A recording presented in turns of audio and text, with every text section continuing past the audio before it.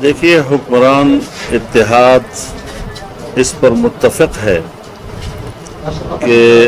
Election अपने वक्त पर होंगे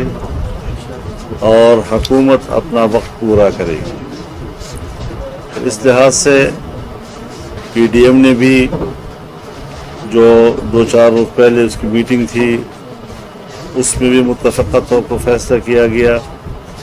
और हुक्मरान जमात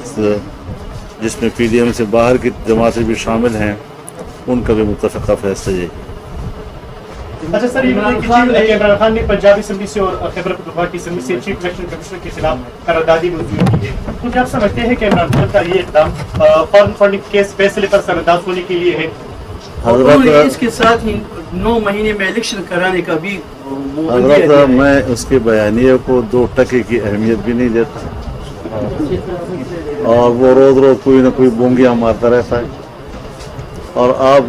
सोशल मीडिया से जो उनका फेक सोशल मीडिया है उससे मुतासर हो जाते हैं, फिर आप ऐसे भारी भरकम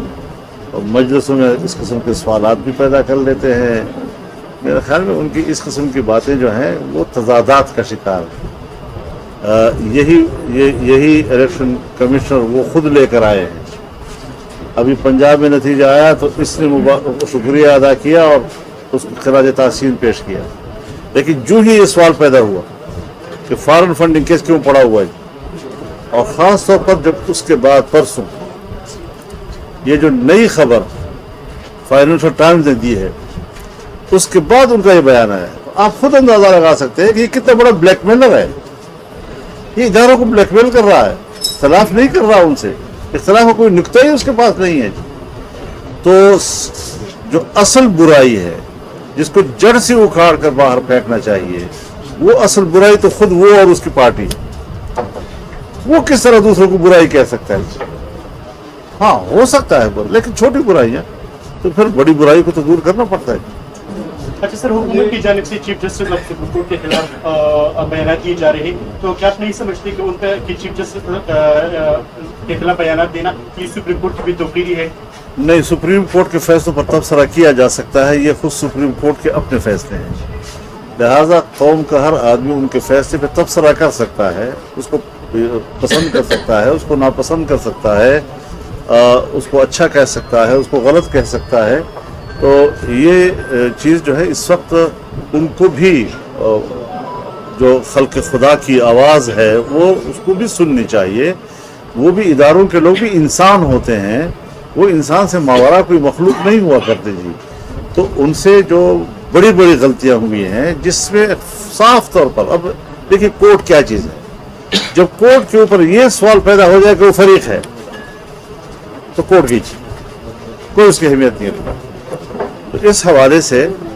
तो ये इस बात पर गौर होना चाहिए कि एक दिन आप कहते हैं कि मैं फुल कोर्ट नहीं बुलाता इसलिए कि जज छुट्टी पे हैं, दूसरे दिन आप जजों के इंतखाब के लिए जुडिशल कमीशन का इजलास बुलाते हैं और इसलिए फौरन बुलाते हैं कि जज नहीं है, लेकिन फिर जो जज मौजूद थे उन्होंने भी मुसरत कर दिया। माशी लिहाज से बहुत बहरान मौत है कि माशी लिहाज से मीशत रोज बरोज गिर रही है। हमारी लोगों की नजर PDM पे थी, क्योंकि PTI के दौर में भी महंगाई थी, फिर PDM में लोगों ने कुछ उम्मीद थी कि महंगाई खत्म हो जाएगी, और बाई इलेक्शन में पंजाब में मीडिया को जो जीत हुई ना, ये भी इसी नागरिक की महंगाई इसी PDM ने लाई थी। मैं एक बात करूँ जी, ये जो माशी निज़ाम है ये ऐसा नहीं कि आपने इस मेज़ को उठा के बाहर फेंक दिया और दूसरे को यहाँ आके बिठा दिया। ये आपको एक तसलसल के साथ 4 साल की या 3.5 साल की वो तबाहियाँ कि जो माशी लिहाज से इस मुल्क में बाकायदा एक एजेंडे और मनसूबाबंदी के तहत लाई गई और बाकायदा एक बैनुल-अक़वामी नेटवर्क उसके पीछे कार फरमा था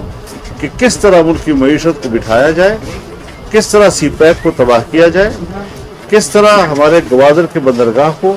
जो है तो उसकी जो बैनुल-अक़वामी अहमियत है वो ख़त्म कर दी जाए, और उस पर वो कामयाब रहा। एक चीज़ रह गई थी, स्टेट का टूट जाना,